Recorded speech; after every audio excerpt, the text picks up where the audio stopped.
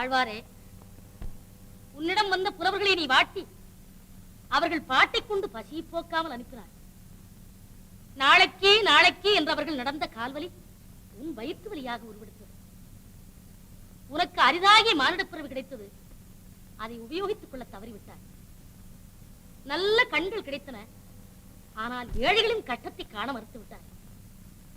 காது நன்றாக கேட்டது, தற்புகழ்ச்சியை தவிர வேற எதையாவது அந்த காது கேட்டதுண்டா?